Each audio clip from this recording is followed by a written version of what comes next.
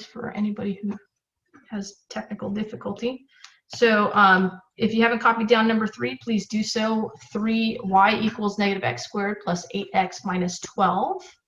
Okay, we are going to get this from, this is in standard form, right? This is in like ax squared plus bx plus c equals 0 or y. And that's standard form. We want to change it to graphing form, which is y equals a times x minus h squared plus k. We want to find the hk, right? The h and the k are our vertex, and we need to find the vertex of this parabola. And if we change it to graphing form, we can do that. So we want to go from this standard form and then change it to graphing form. Okay. I'm sorry, Miss Wakefield. Can you say the problem again, because I can't see your screen? Y equals negative x squared plus 8x minus 12. Can the rest of you see my screen? Yes. Okay. I also have a question. Yes.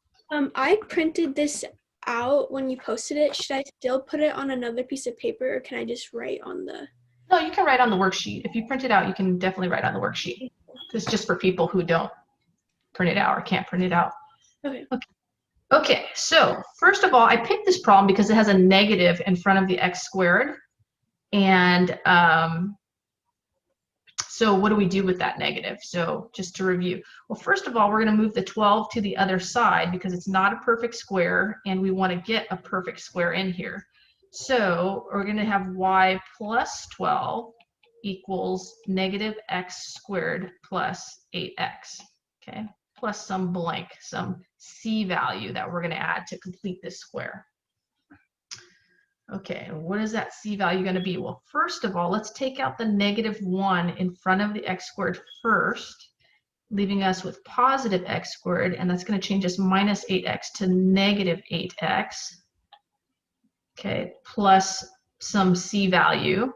Okay, to find that c value, I'm going to use my diamonds. I'm going to put the negative 8 on the bottom. Then we're going to split that negative 8 in half to negative 4 and negative 4, like this. And then when we multiply negative 4 times negative 4, that is 16. And that's positive 16. Okay, so what the value that we need to add to both sides is 16 right here.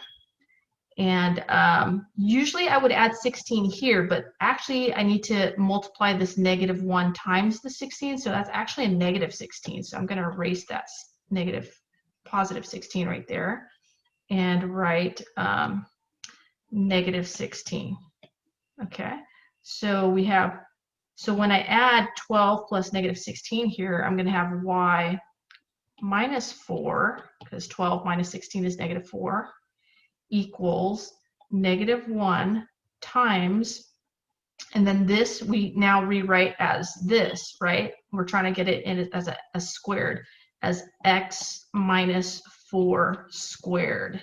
Okay, so that's where it changes from a trinomial down to a binomial squared. So now it looks like it's in graphing form.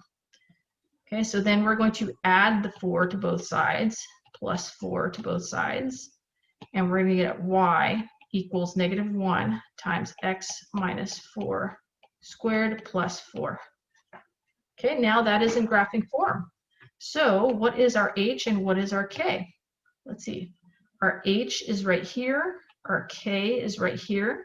And h is the opposite of the number in the parentheses. So the opposite of negative 4 is positive 4. And then our k is also positive 4, so that's our hk, that's the vertex. So this vertex occurs at 4, 4. Okay, so if I look at my graph, I go over to positive 4, that's right here. And then I'm gonna label my vertex 4, 4. Okay, so yeah, all these problems, you have to graph them, but they have to have work. If you just do a graph, then I'm gonna think, of course, you use Desmos to do your graphs and you didn't do any of the completing the square, so you have to do the completing the square.